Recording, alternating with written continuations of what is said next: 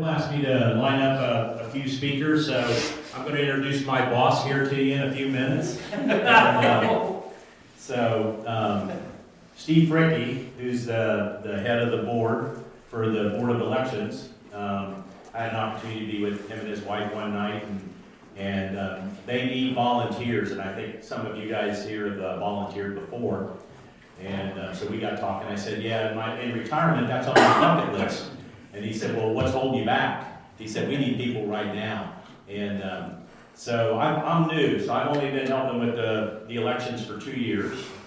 I started out down in Blanchester, which is where I'm from, and that's where Andrea's from too. So a lot of the Martinsville guys here are camaraderie. I got a camaraderie here now with Andrea from Blanchester. So I volunteered.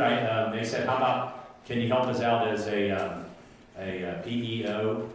Is that what it is? I think that is right. That's correct. Okay, yes. That's the leader of the precinct table. And I'm like, well, I've never done this before. And they said, we'll help you. You can learn. You've got a good assistant. And that was very true. And the Blanchester crew is terrific. And so then I was down there. And then the big joke internal to election volunteers is we steal each other from different areas. So I got stolen from Blanchester, and then I got moved to the Expo Center, which is a delight. But they moved me to a VLM, which is Voting Location Manager. There again, I'm new at that, but they said, don't worry, we got a great assistant for you, and that's true. And except they stole her away the last election. They stole her and took her to Sabina. No, someone said Sabina originally, but I don't know where she ended up. I think it was Clinton Warren. Yeah. But as soon as I walked in for my training, they said, Mike, we stole your assistant. You've got a new assistant. You've got to train. So, my first time I volunteered, it was a great experience, but it is a long day. And for anybody that volunteers to help with voting, accolades to them, it's a very long day. To the point after I did it the first day, I was like, I don't know if I'm ever going to do this again.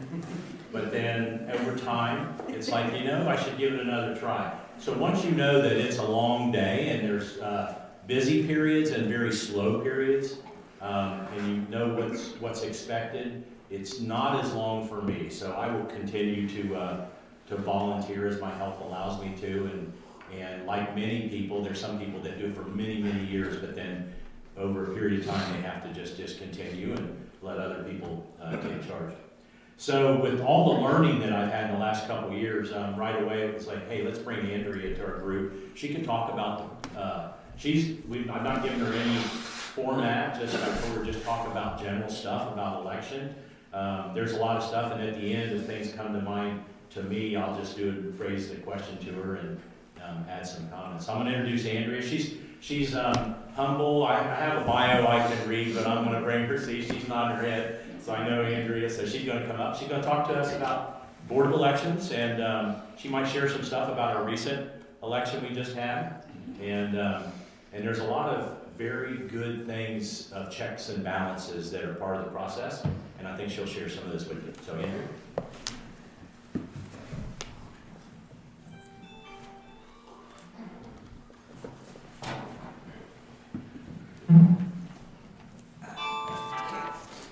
Great, thank you. Can you hear me okay? Oh, yeah. Charlie? Yeah. All right. As Mike said, I'm Andrea Tacoronte. Originally, I was Andrea Kratzer. So I grew up in Blanchester. I'm a Clinton County person. My parents were Dorothea Kratzer and Dale Kratzer. So my mom just passed away a couple of years ago, so you might know her. Dale died in 1978, but I grew up in the community of farmers in Jefferson Township. So our people were the Ostmeyers and the Oddies and Clay and Mac Miller. Yeah. Those were the Gibsons. Those were the people that we hung out with when we were growing up. So. And then I married someone, and they have a funny last name, so I try to give people the right box to put in, because I think it's important, right? Not because we like to judge anyone, but because we like to understand what our connections are with each other. So that's my little background. So, the Board of Elections. I've only been there a little over a year now. I worked for the City of Wilmington for quite some time, and then made a change last fall. So, I'm pretty new at it, and it has been a wild ride, coming into something with a presidential election right away. So this past election, just to give you an idea, we had 27,898 registered voters at the beginning of that election. We ended up having 20,980 people vote. That is over 75% turnout in Clinton County. So I did a little bit of checking over the weekend, and I kind of ran the figures for the past 25 years or so, and we had never tipped over that 75% before. It's usually around 70 to 73% for a presidential, but this was by far the highest percentage turnout. Of those currently, right now, in Clinton County, we have 28,338 registered voters. It's gone up a little bit since right before the election. And it's broken down into 8,876 Republicans, 1,036 Democrats, and then 18,426 people have no actual party affiliation. So I find that interesting until I looked at how do you get party affiliation in Ohio? You no longer go and register to vote and declare yourself a Democrat or Republican. The only way that you have that party affiliation is by voting in a primary. So whatever ballot you pull in the primary, that assigns whether or not you're a Democrat or a Republican. In our primaries, we typically have under 9,000 people turn out to vote. Therefore, that's why we have such a low amount of people that are actually party affiliated as Democrat or Republican, because people just don't vote in the primary. So we can assume that that same percentage of that 8,000 to 1,000, that 8 to 1%, is probably the way that other 18,000 people kind of bear out. So I just thought that was interesting. In this last election, there's a few ways to vote, right? You can vote by mail, by absentee. You can vote by early voting in person, which is also absentee, but in person, or you can vote on election day. This last election, we had over 7,000 people come through the early vote center. It was super busy in there. So another 2,400 people voted by absentee by mail. And then the other 10,000 folks or so came in on election day. And I have to say, I also did a little bit of checking about absentee by mail, because I remember voting that way in college. Did you ever do that? Yeah. So I voted by mail by college. So that is in no way a new thing. That actually started in the 1800s. With military personnel. So during the Civil War, and even I saw some citations of like in the 1812 war, they allowed people to vote if they were serving their country. And then in the 20th century, here in the United States, we started giving that opportunity to traveling salespeople or other people who wouldn't be at home and needed to vote. So that's not new. Early voting in person is a little bit newer. I don't know if any of you remember when that started here. You have a sense of that? I couldn't actually figure that out over the weekend, but too much turkey.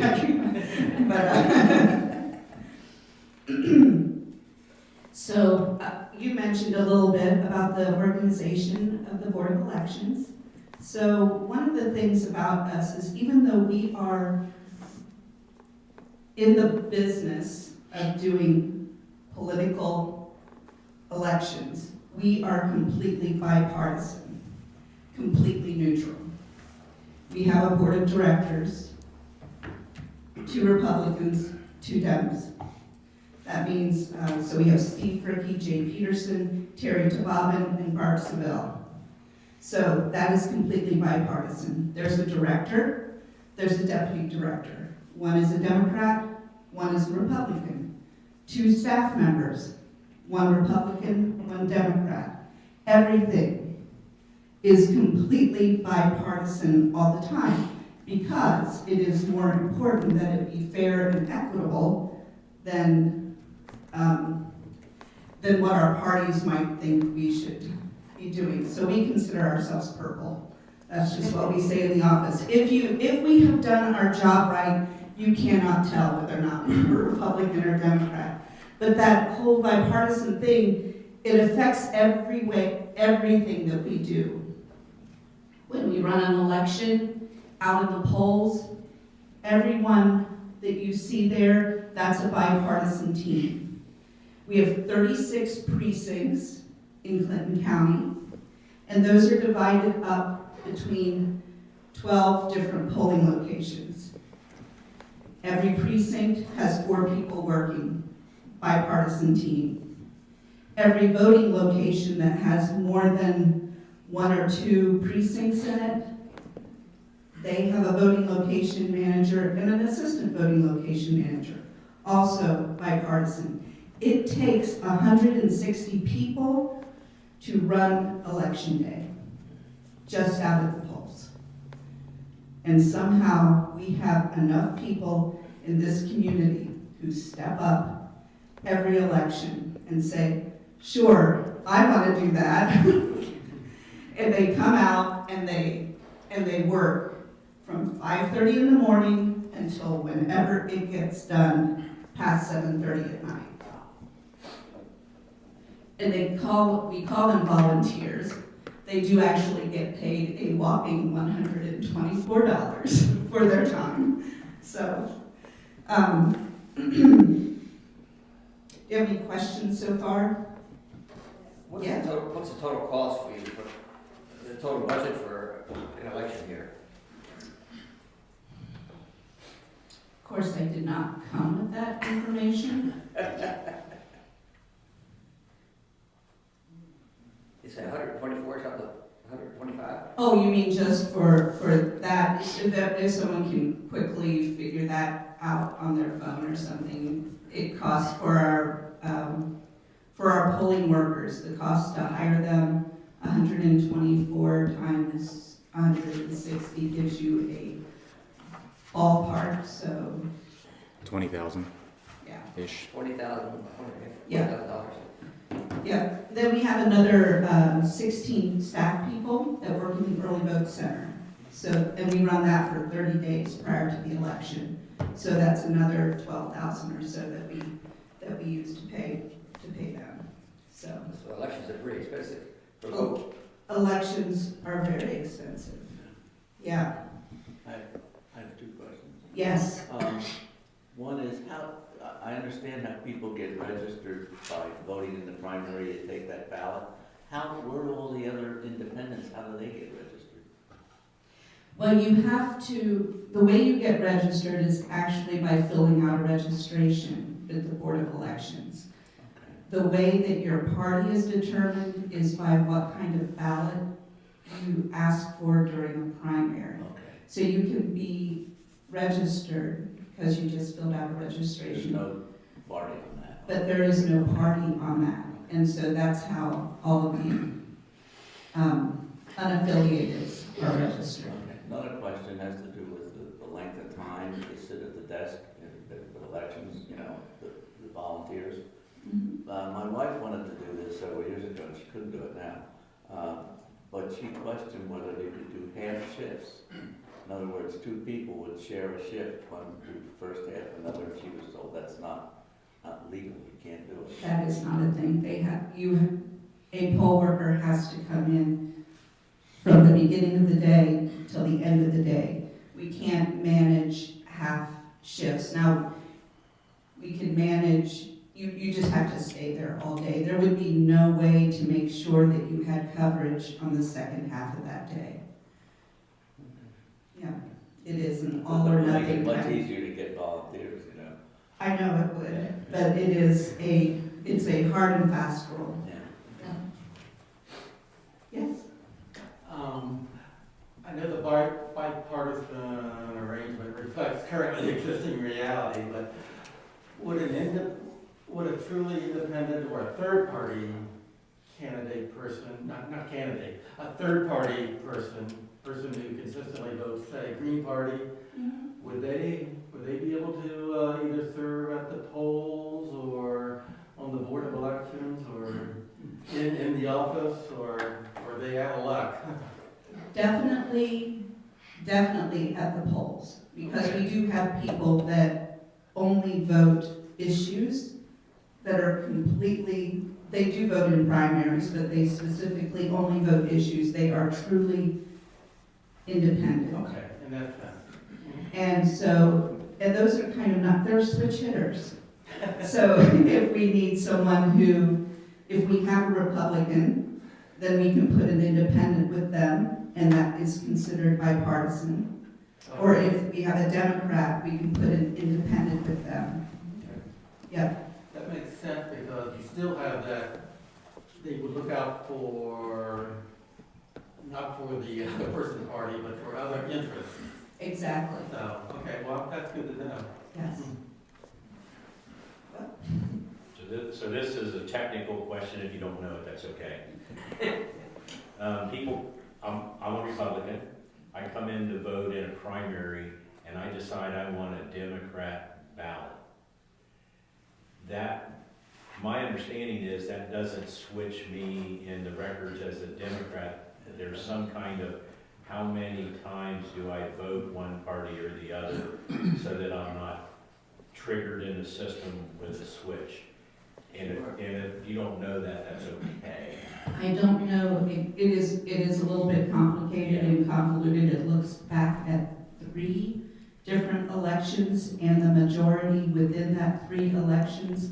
But if you haven't consistently voted within 3 elections, then it will shift you. Trigger, okay.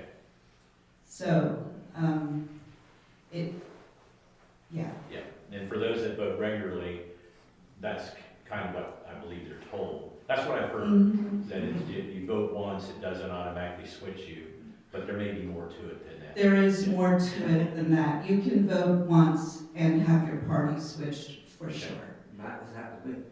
That happened to you? Yeah, but I sometimes vote in the primary, and every time it changes my party. Yeah, and I think it's a little bit hard for people in Clinton County, because we are such a Republican county, and if you're interested in the local races, you may want to vote in that primary, because it isn't really political to you. It's trying to, have the best candidate. And so I think we have a tendency to blur those lines in this county I think it's hard for the Dems, yeah. So, The only time I can ever remember registering to vote was when I moved from Indiana to here 12 years ago, or whatever. I've never registered since. It's my understanding that as long as you're voting in all the primary elections, you're automatically registered, right? that is correct. As long as you continue to have some sort of what we call voter-initiated activity, which it doesn't have to be voting, it can be updating your registration through the BMV, or you can update your name or anything like that. That keeps you active. That explains why always wonder, I mean, the register, but I get all this mail all the time. Make sure you're registered, update, yeah. I wonder why I was getting all that mail. Well, the Secretary of State is pretty aggressive about sending out notices to people. For instance, if you didn't vote in the past 2 years, you got a letter to let you know that if you do not vote for yet another 2 years, you're going to lose your registration. So it's a really aggressive mailing kind of thing. And if you do not answer one of those, like you have an opportunity when you get that letter to send that back in, and that automatically gives you voter-initiated activity. Which resets the clock for It 4 years. resets the clock, but voter registrations are by no means permanent. So it's a little tricky for people who only vote in presidential elections. You know, what if you missed the 2020 election? You could easily have missed the 2020 election. It was a hard year for everyone. So, and I think that's one of the reasons why we were very aggressive with mailings this year, to make sure that everyone had their voter registration up to date. So, yes. Some states, I think Colorado and California, I may be wrong, have gone to all mail voting. Is that everybody considered as less expensive and it certainly gets a higher turnout? I don't know if the Secretary of State is considering that, but yeah, at the end I was going to talk a little bit about how other states do it in comparison to Ohio, because there's several differences Including between us. including that preference voting, like you vote for 3 people or more. Yeah, exactly, ranked choice voting. Right, Yes. So, okay, if we're going to move forward a little bit, okay. One of the things I wanted to talk to you about is about election security, because I think this is like a very interesting thing. How do we know that it's all secure? How do I know my vote counts? How do I know that the machines are working? So the first thing is all of our equipment goes through a certification process with the state. Above my pay grade, but they do not let us purchase anything that has not been pre-qualified through the state of Ohio. So it's all certified by the election boards. Secondly, the way that we store that equipment at the Board of Elections, anything that has to do with voting is under a double lock system where the key, it requires a Republican key and a Democrat key to get into it. So our equipment room, it has a double lock system, a sign-in sheet, and a separate alarm code. So if you can go in there and you don't know what you're doing, it's really loud. If you forget the code, not that that's ever happened, it's a very loud alarm back there. So all of our voting machines, so we have 44 scanners that you see out there on election day. We have, I think, 16 clear access systems, and I don't even know if you know that those exist. When you go out to the polls, there is this system called a clear access system, and it is designed for people with visual problems or mobility problems who may have trouble casting their vote, because sometimes it's hard to fill in the circle, especially if you have tremor or something like that. Sometimes it's hard to read the ballot if you have visual problems. Hearing. So, And hearing. yes, so this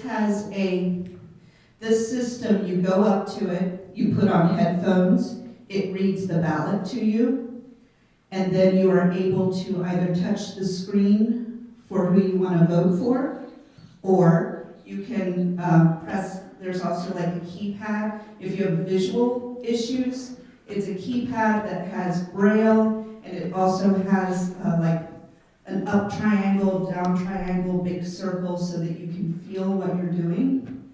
And so you can vote for whoever you want, and then it prints out your ballot, completely filled out, and you take that ballot, just like any other ballot, and you scan it into the scanner. So it's a really good system. It's underutilized, so I like to give it a plug. So we have those systems. They're all locked in a room. The room that we keep our ballots in, that's called the vault. Every piece of ballot paper, every unvoted ballot, and every voted ballot goes in that room, double key. The place where we tabulate our votes is called the tabulation room, double key entry. It has a design computer in there. It has the computer that counts our votes. It has a high-speed tabulator, and it has a computer that prints off ballots for us for the absentee ballots. Double key. Cannot get in there unless you have 2 people. And finally, we have a server room. And that server room has our servers, and plus it has a single computer that allows us to communicate our results with the Board of Elections, the state, the Secretary of State at the end of the night. We can only turn that thing on when they open the gateway. So very, very secure. Anything that tabulates, prints, designs has no internet connection. You cannot hack into our system. In fact, if I want to take a report from the, election night, if I want to take a report and put it up on the website, I have to take a USB drive, single use. I have hundreds of them. They send them to me from the Secretary of State office. Every time I need a file, I use a single-use USB drive that's completely clean. I put it in, I take the file. I can take that file and put it onto my computer that has internet and upload to the website, but I never am allowed to put that drive back into an elections computer. So that's all pretty secure. You had a question back there. Well, what you said, a lady, a friend of mine here, said she didn't vote because she couldn't see well enough to fill out the form. And I said, well, you can have somebody fill it out for you if you absentee ballot, as long as you sign it. That's still legal, right? Yes, Yeah.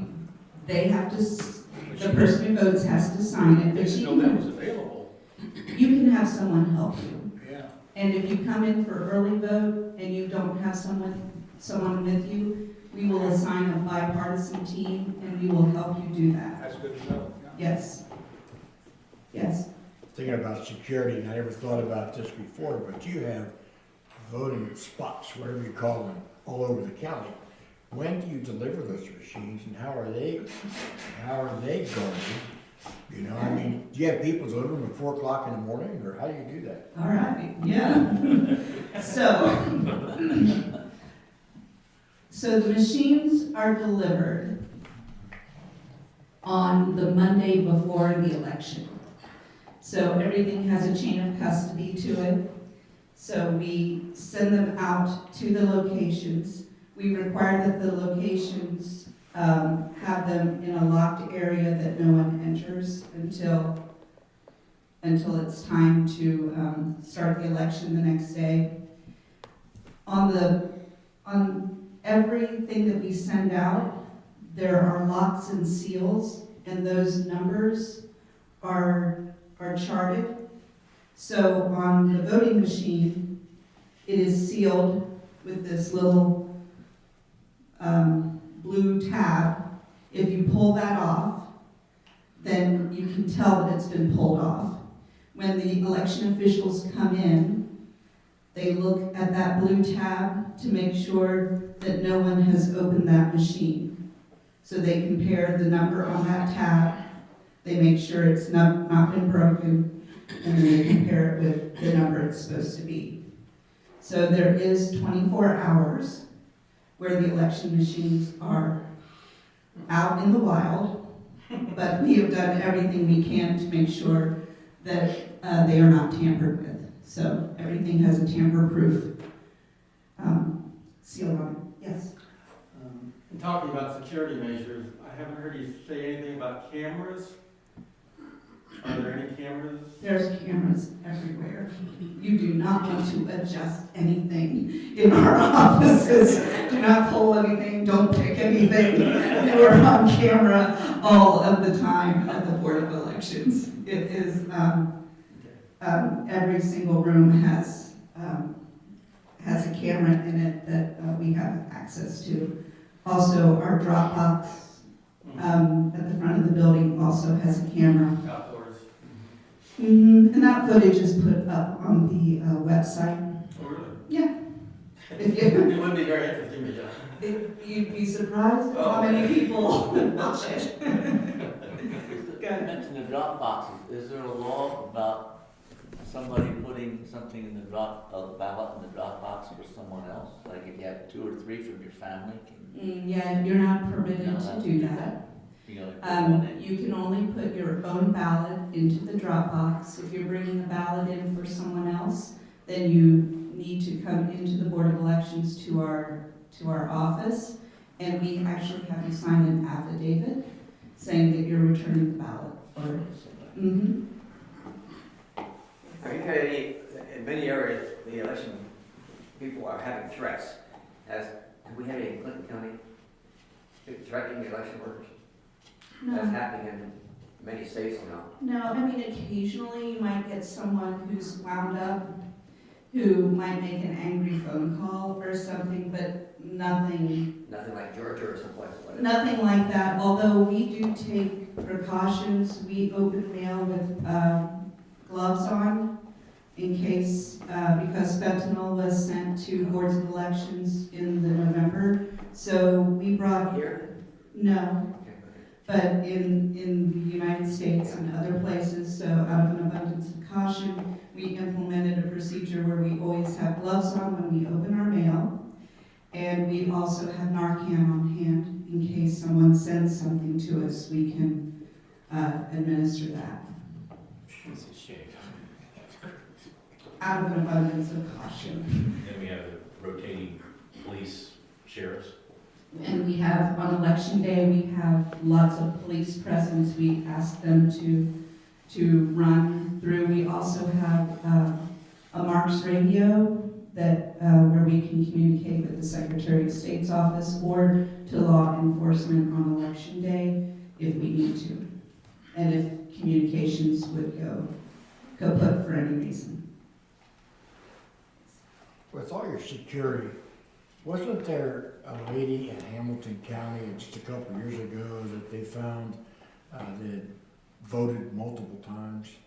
And isn't, I mean, how did you get away with that? I mean, with the way we guard this stuff. So I don't know about that case at all. I mean, it's been within, I think, the last 3 or 4 years, but. It could have been, I was probably thinking about city council or road construction at that time. So I do not really know how you could vote more than once. So I'm going to talk a little bit more about some of the security features that we have. You had a question? Well, along the line of what you said, I always wondered about that. Send an absentee ballot, then 3 weeks later go into the election and vote. How would you know the person voted twice? So when you send in an absentee ballot, we inspect the outside, make sure that your signature does match, and then we check it into the system. So the system knows that you have received the ballot. That's it. And then, if you come in, say you've sent in a ballot and you come in to do early vote, we can void that ballot, the one that you sent in, if you desire for us to do that. We can void that one and let you vote in at the early vote center, but it will not count to, the other one becomes void. So if you change your mind, you could do that. Yes, and lots of people did. And on election day, for instance, if you asked for an absentee ballot by mail, and then you didn't turn it in, and you changed your mind and decided to go out on election day, then you had to vote a provisional ballot. So we can't, because we don't want double voting, the only way to make sure that you can't vote twice is to have that person do a provisional ballot. It gets put in an envelope. It is not counted on election day. And then we spend the week after the election going through each and every one of those, checking the person's name, checking their signature, checking to see if they voted in the election. And if someone moved from one county to another, we also count, we call the other counties, and we make sure that they didn't vote there. So it is, we do lots and lots of checks and balances on those kind of things. How do you verify signatures? Because I mean, people's signatures sort of change over years. You have to use common sense. If they two people or what? Do we have two people? Validate the signature? So the clerks go through and they check the signatures. And then if there's a question, those are elevated up to the director and the deputy director. And then we check them again, and sometimes we make phone calls, and if it doesn't look right, we don't accept it. And then the final decision for any of that goes in front of our board on election night. If we have an absentee ballot and we are not sure whether or not we should accept it, it's not perfectly clear, then they vote on it. So a bipartisan team looks at How many of it those kind of votes do you get out of 21,000? that are perhaps That bad equitable signatures. or provisional or, 10, 15. okay, Yeah. not very many. Not very many. So we still haven't talked about how we check to make sure that everything works right. So we have logic and accuracy testing. This happens before the election starts. We take a test ballot. It has a ballot from every precinct, and it has every possible way you could vote. Some of the ballots have nothing on them. Some of them have every circle checked in. And then it has every combination. So it's probably like 600 ballots. We run those ballots through every single machine we're going to send out. And then that gets downloaded onto a flash drive that is in the machine. We take that, we put it in the tabulation system, and we run a report to see what it said. We match that report with what we know is on the ballots. And then we take the tape that came out of the machine, because it also prints out a tape, and we check to make sure that that matched.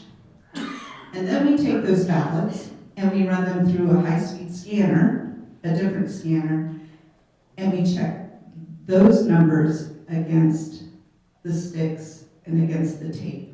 We do that for every single machine before we send it out.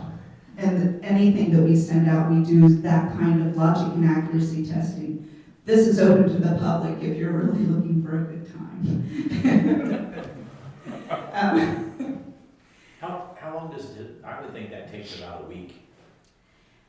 But how long does that take? We can get it done in a few days. Okay. Yeah. We have multiple, we might have like 6 people running ballots through, and we might have 6 people doing the checks. The high-speed scanner, that thing's a monster. Yeah. It does it just All like those that. 600 ballots have to be fed in one at a time. They do. Yeah, and you gotta wait for it to come through the normal cycle with the check mark, and Yep. yeah, it takes a while to do that. It takes a long time to do that. Yeah.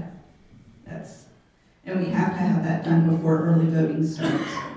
It's a really small window too. between the time that you are able to get your ballot together, get it from the printer, and then early vote starts, you have a matter of days in there to get it all done. In your opinion, what 2 or 3 laws or rules should be for all states to make sure that the people are voting are legal voters? What laws? What 2 or 3 things, like for voter ID, citizenship, that type of thing? Proof of citizenship. What 3 things should be unanimous in all states? Oh. See, that's a tough one, because as we talked a little bit earlier, there are a lot of states that don't require an ID to vote. I know. There are states that don't require you to register until the day of election. We have a 30-day cutoff. There are states that everyone is automatically registered and everyone gets sent a ballot. There are states that have no election day voting and it's all by mail. To me, that's absurd.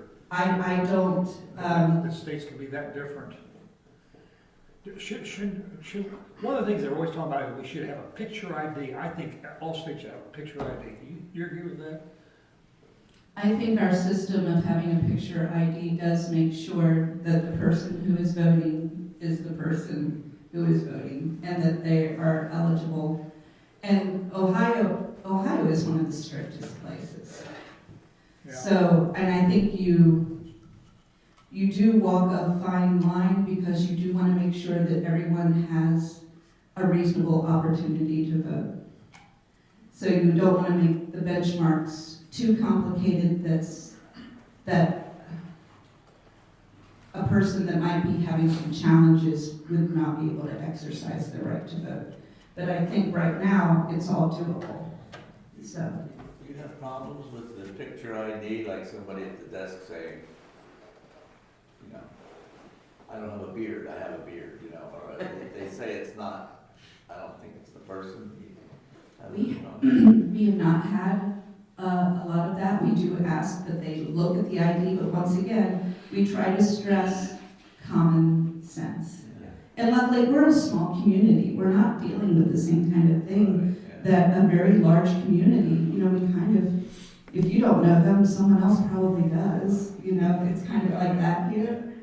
Yeah, so, go ahead. We don't have a problem here, but what we should do, either Amish or Muslims, we had a case in Florida, I know, in Florida, where a person couldn't get a driver's license because she wouldn't take off the hat.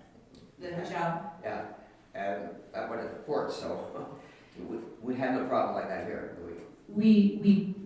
We don't, but there's a policy for if someone comes in and they do not have a picture ID because of a religious objection, they can still vote. They vote provisionally, and then they fill out a form, an affidavit called a 12-0, and that is your affidavit. They are saying that they have a religious objection to that.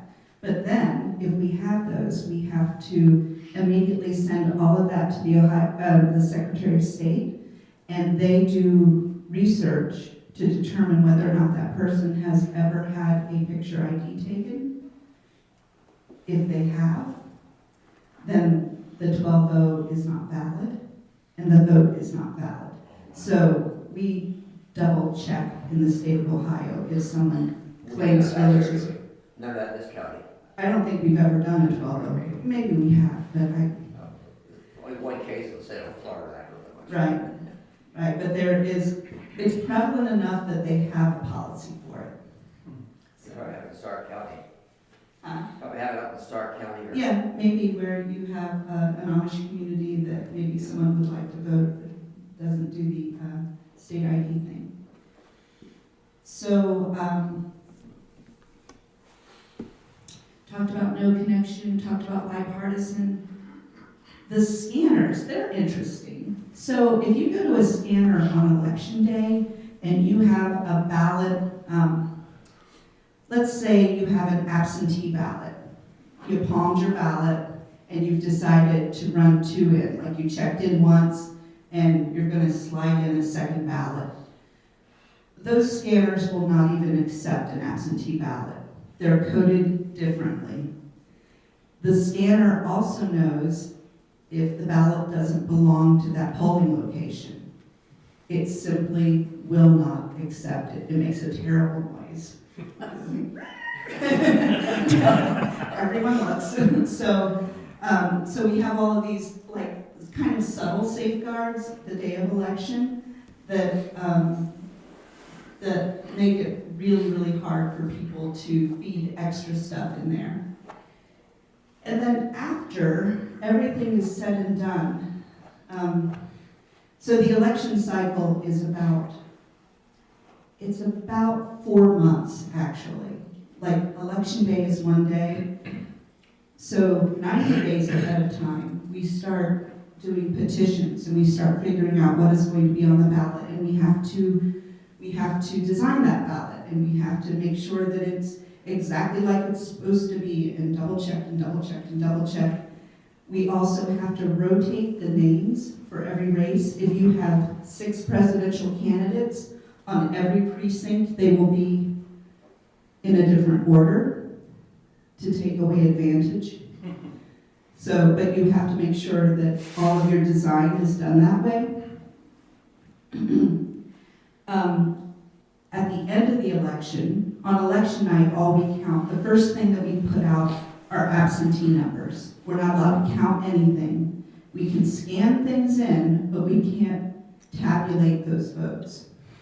So on election night, the first thing we do is we tabulate the things that came in early. Early vote, absentee votes. That's the first report you see on election night, it's just absentee. And then as the results come in, as those sticks come in from the scanners during the night, then we start adding votes to that as the night goes on. At the end of that night, we give unofficial results. Those results do not include any provisional ballots, because it takes such a long time to check each one of those that we need a couple of weeks to just get through that. We had 534, I think, provisional ballots in this past election. Because if you remember, everyone who asked for an absentee ballot and they decided to come up in on election day had to vote provisionally. And the Secretary of State sent applications to every single person in the state of Ohio. So we had lots and lots of those. So we have this couple of weeks where we are actively counting. We have some late absentee ballots that come in that we're able to count. And then we do an official count. That happened 2 weeks ago, I think. Then we do a post-election audit. In a post-election audit, we have to go in and we have to count 5% of the votes by hand. So for this election, that meant we had a target of 1,049, I think, votes that we had to count by hand. We select 3 races. So the Secretary of State says you have to count the President and the Senate, and then we chose, I think, Andrew McCoy's race as our local one. You pick the precincts you're going to count out of a hat. It's completely random. So you pick one, and that one might have like 800 votes that you have to count. Put that aside, you have to do at least 2. You pray that the second one is only like 200 or 300, right? But in our case, we got another 800. So we ended up having to hand count 1,600 ballots, 3 races. We did that the day before we went on Thanksgiving break. That takes hours. And that hand count has to match the official results. Does it always match? Yes, it does. It does, but we have, it forces us to be right. It forces us to know, like I know where every ballot was. if there was anything that didn't come up, like on the reconciliation from the polling location on the night of election, if there was anything that was like 1 off, 2 off, something like that, I went through signature books, I went through everything to make sure I understood exactly what happened at the polling locations.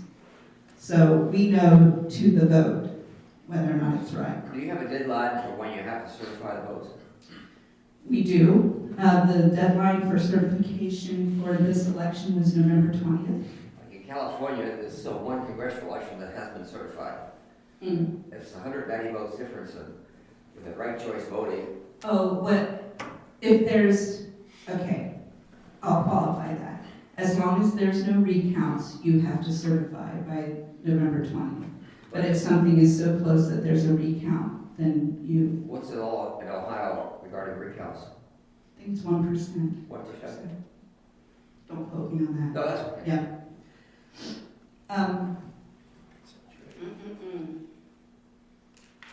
I think we've gone through all of that pretty, does anyone have anything else? Yes. Excuse me for being blunt, but when I heard you were coming to speak, I thought, what a boring topic, I'm not going. You proved me wrong, that was interesting. I learned a lot today, thank you. Okay, I really appreciate that because I thought, oh my gosh, this is gonna be so boring. That's really funny, thank you. I felt the same way. What about the wording of issues? That's not bipartisan, is it? I mean, there's a big debate over that this year. Yeah, there is. So state issues, of course, we don't have any say in. Those are, the wording on state issues is done by the Ohio Elections Board. Okay. The chair of the Ohio Elections Board is Frank LaRose, Secretary of State. Is that bipartisan? Hmm. Is that totally bipartisan? The election board is. I can only imagine that it should be. I really don't know the makeup of the Ohio Elections Some of Board. these things, I've seen votes where Republicans vote one way, the Democrats vote another way, Right. and the Republicans have more people. Yeah, I think perhaps maybe bipartisan with a chair that tips it, maybe. So election, the issues language,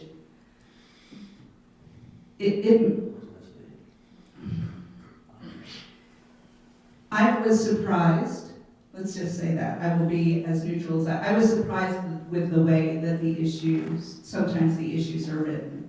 Because when I read them, I get a sense of what they mean, and then the language is not always my sense of what it means. So, but they send it through court. And when they challenged it this past time, the court upheld it. They only added a little bit more confusing language. So, yeah, yes. I want to thank you and all the other election officials for their job. I think it's a very important job that we need to understand in our country. We still have the freedom to vote and have our voice heard. A lot of countries don't have that freedom. After hearing you, I think our Ohio and our local elections are fair. I'm not concerned about that. But I'm concerned it seems like there's less and less people are voting. I don't know if that's true or not, but statistics kind of prove it out. Why would we not vote when that's the only way we have of expressing our opinion? And we have freedoms in this country that nobody else enjoys. If we don't vote, we may not have those freedoms. Am I correct in that? I agree with you. That's why I took this job, because I think voting is very, very important. I know that people feel, I've talked to people who don't vote, and they feel disenfranchised. They feel like they are not part of the system, and that if they do vote, it doesn't really matter, and the people we're voting for, what's the other one? The people we're voting for are all crooks anyway. I get that one a lot. So I think people are disheartened. I think that's the issue, and I think I believe we can all work together to kind of, to build confidence in the process, and also make sure that people who, with good hearts, run for public office. So. There are some countries where if you don't vote, you get fined. Australia fines you if you don't vote. That's one way to handle it. And so everybody has to vote or pay a penalty. Also, we're not the only country that has safe voting. Most Western European countries have very safe voting. Mm-hmm. And some countries, such as practically every country in Europe, you vote for two people. You vote for your local candidate, then you vote for your party. Yes. And the legislature has to be equally divided based on the party votes. So that I might like John Doe for my local representative, but I really have a different party. So then I vote for the other party, and then this happens with the Green Party, for example, in Germany. If people want to vote for a local candidate, and they don't vote for the Green candidate, but they vote for the Green Party, the Green Party has to have proportional representation in the legislature. That's in every country in Europe that I'm aware of. It's either a 3, if you get 5%, if the party gets 5% of the vote, they've got to represent it. Some countries are 3%. So I know that, so I read over the weekend a little bit, I didn't know about that part. Well, I follow German politics. Yeah.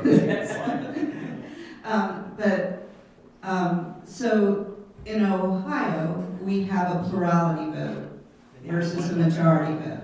So in Ohio, you could win the election with 45% of the vote. You don't have to have over 50% of the vote, especially if you have a strong third-party candidate, a spoiler. So, in some states, I believe Alaska and Maine, maybe, they have Proportional. Right choice. right choice. Isn't that funny? Ranked choice. There we go. Ranked choice voting. So you vote not for one candidate. You vote for your candidates in order. Your first, second choice, third choice. And it's also called an instant runoff. So you vote for your candidates in order, then they count the votes. If someone does not have a majority, if not more than 50% have voted for that candidate, then the third candidate's votes are split equally between the two until someone reaches 50%. So that's a trend. I don't know where it will go, but Only in 3 states now, Glasgow, Maine, and California are. I don't know about California. I know Alaska and Maine have it for all of the elections, and lots of states have it in certain ways. Yeah. But not across the board. Mm-hmm. So. Okay, we're down to the last couple minutes. Yeah. So, Just cut me off, please. Get the hook. Cleaning up the registered voters. Prior to this election, there was an activity that cleaned up the database from some of the non-citizens that were trickled through from the BMV. You want to share that with them? Yeah, so we got notification from the state of Ohio. The state of Ohio made a big push between checking immigration records against the voting records. And if they found anyone on the voting rolls that may not be a citizen, then they sent letters and said, hey, you have someone who is a non-citizen. I almost ignored it, because the first time it came through, there was nothing on it. The second time it came through, I checked, and we had one person on our voting records that was a non-citizen. They were here legally. They worked here. They had a permanent work visa. So they had permanent the legal right to live here permanently, they just weren't allowed to vote. Somehow they got registered to vote back in 2012, and I think they voted 3 times. Hadn't voted in a long time, but so I had to send them a letter. I had to remove them from the voter rolls, and I sent them a letter explaining what had happened. So I was good with that. The Secretary of State took it a step farther. I think they decided to try to prosecute people who had voted that were non-citizens. So I don't know what became of that, but I was also approached by the Secretary of State's office to get more information about that person. So then the last comment is our county does a good job of making sure everybody can vote on election day. And there are some very unique situations. Don't know that we can share, but some of it involves coordination between the Andrea and the sheriff's department. But if someone has something unique, we go out of our way to make sure they can vote. And I think that's very important for everybody to know. And we do, I don't know if it's above and beyond, but we are very sensitive to, because not everyone moves through this world easily. And so there's some people that it's better if their identity is hid, or there's all kinds of things like that that they need to be private in order to be safe. Victims of violence, those kind of things. We have ways to help all of those people vote privately and keep their information intact and not in the public. And the one way of doing that is what's called curbside voting. And so curbside voting can be a secure way to vote. It can be a safe way to vote.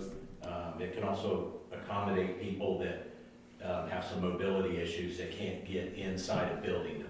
Absolutely. You can come to the polling place, or you can come to the early vote location, and if you are having a day where your legs or back is not working right, you can have someone come in and say, I have a curbside voter, and we will vote you in your car with a bipartisan team. Those should also come to nursing homes and so forth where sometimes people vote. Absolutely. And secondly, people that are incarcerated but not convicted, can they vote? We can vote people who are incarcerated, yes. How do they vote? That also is, we would have to send people out into. Just like a nursing home? Mm-hmm. Yeah. Okay. Yeah, we can send people out on that. Do you have any of those?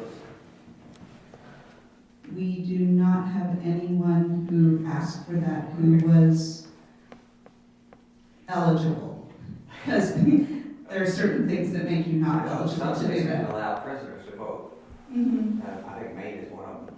Yeah, you can't vote while you're incarcerated on a felony in Ohio. You can, and it kills your voter registration. You become unregistered. You can re-register once you're out.